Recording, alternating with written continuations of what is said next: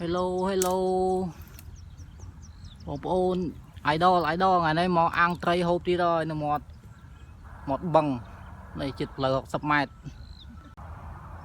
này vùng rịp cho mà lợi từ tray có con con hộp tray ăn rồi xong cái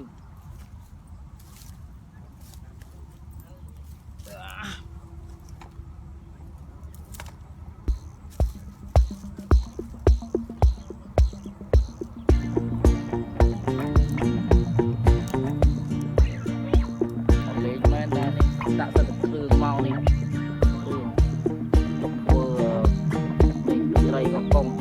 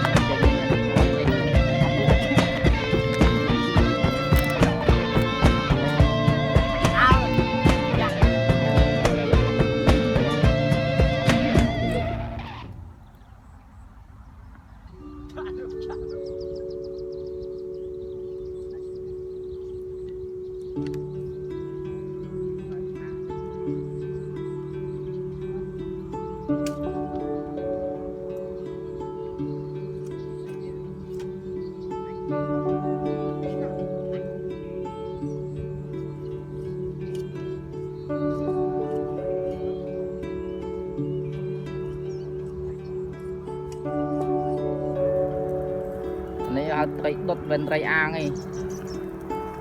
ấy ní ấy cái ăn cái nhớ bên ăn cây còn tại màu lại ní ăn cây từ lại xí ăn thì nhớ là nó ăn thật lại chưa mua số ta ăn thì nhớ bàn tay mình ăn nhớ cho cây vào ăn cây bẹt mua thức ăn thì nhớ mơ nhập nữa tới nhớ một ăn thì nhớ hộp cùng ăn đó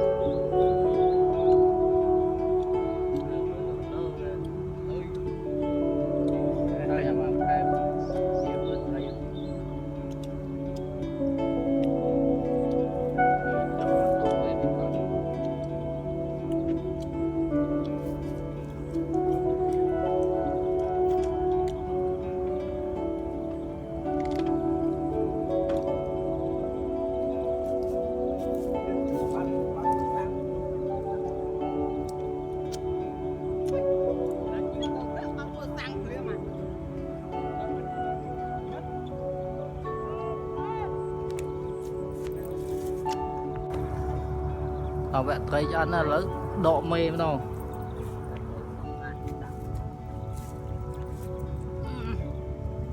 em lấy này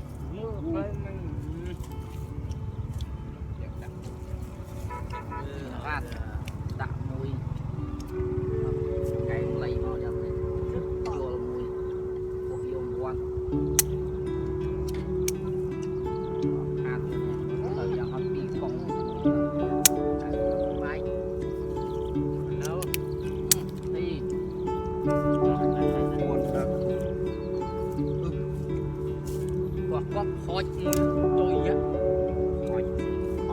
khói khói mẹ này sai ra hơn quá này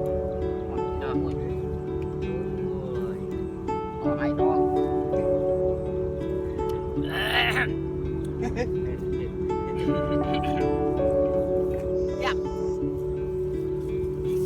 bà nó lên đấy đây là chim tố mưa mẹ này rất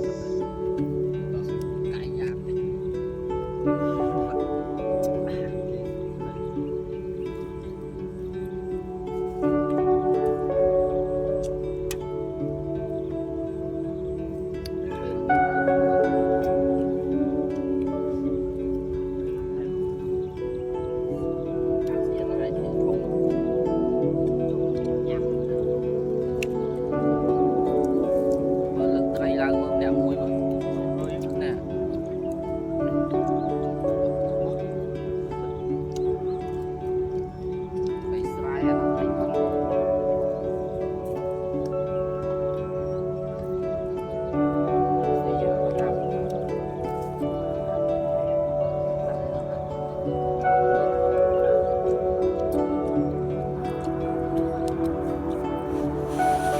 đạo trời vậy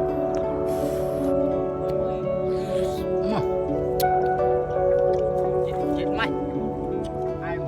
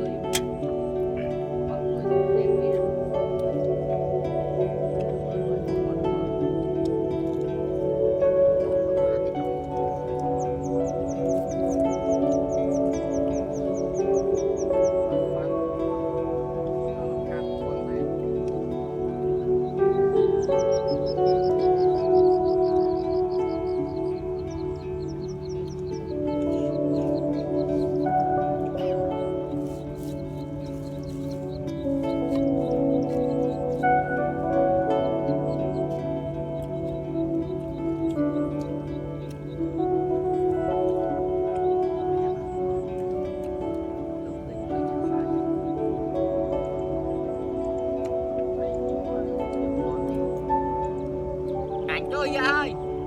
chết đúng không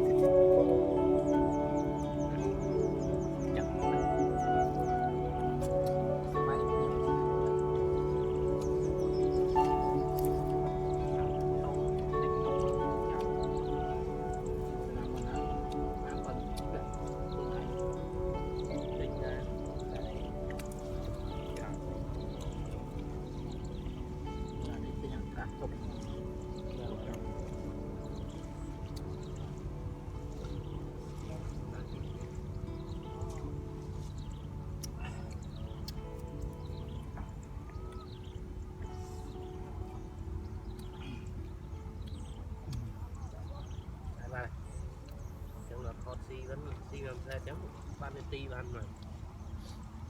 si ai không dài bỏ rồi ti